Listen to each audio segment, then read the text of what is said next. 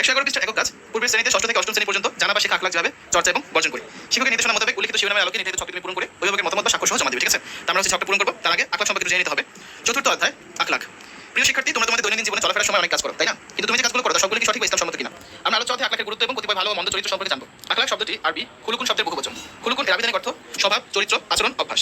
আখলাক বলতে ভালো স্বভাব আর খারাপ স্বভাব উভয়কে বোঝায়। আখলাক হলো মানুষের স্বভাবসমূহের সম্মানিত রূপ। পরিভাষায় মানুষের দৈনন্দিন জীবনে ভালো বা মন্দ সকল আচার আচরণ, চিন্তাভাবনা, মানসিকতা এবং কর্মপন্থাকে একত্রে চরিত্র বা আখলাক বলা হয়। এক কথায় মানুষের সকল কাজ নীতি সমষ্টিকে আখলাক বলা হয়। তারপর আখলাকের গুরুত্ব। আখলাক হচ্ছে মানব জীবনের অমূল্য সম্পদ। ইসলামে আখলাকের গুরুত্ব অপরিসীম। যে জাতির চরিত্র যত উন্নত সে জাতি ততই সমৃদ্ধ। চরিত্রহীন জাতির দ্বারা শান্তি, নিরাপত্তা, সামাজিক ঐক্য, সংহতি, সাম্প্রদায়িক সম্প্রীতি বিনষ্ট হয়। সমাজে অরাজকতা ও অশান্তি বিস্তার লাভ করে। নবী রাসূলগণ ছিলেন সর্বোত্তম চরিত্রের অধিকারী। তারা নিজ নিজ জাতিকে উত্তম চরিত্রের শিক্ষা দিয়েছেন। মহানবী সাল্লাল্লাহু আলাইহি ওয়াসাল্লাম বলেন, উত্তম চরিত্রের পরিপূর্ণতা দানের জন্য আমি প্রেরিত হয়েছি। এখন হচ্ছে আমরা 111 পৃষ্ঠার একক কাজটা সমাধান করব। দেখো, এক নম্বরে কি বলা যেতে পারে যে বিনয়, এটা হচ্ছে কি উত্তম আখলাক। যেভাবে চর্চা বা বর্জন করেছি, বিদ্যালয়, পরিবার, কথা বলার সময় ছোট বা বড় সবার সাথে বিনয় নম্র ব্যবহার করি। অভিভাবকের মন্তব্য যে হ্যাঁ সে সঠিক বলেছে। দুই নম্বরে আছে পরোপকার। বিদ্যালয়, পরিবার এবং প্রতিবেশীদের প্রতি বিপদে সাহায্যের হাত বাড়িয়েছি। অভিভাবকের মন্তব্য হ্যাঁ সে সঠিক বলেছে। তিন নম্বরে আছে গুজব বা অপপ্রচার। এটা ধরনের মন্দ আখলাক। সঠিক তথ্য না জেনে বা শুনে অন্যের ব্যাপারে গুজব ছড়ানো বর্জন করেছি। 4 নম্বরে আছে প্রতিবেশী সেবা। প্রতিবেশী রাজু মামার অসুখের সময় দোকান থেকে তাকে ওষুধ কিনে দিয়েছি।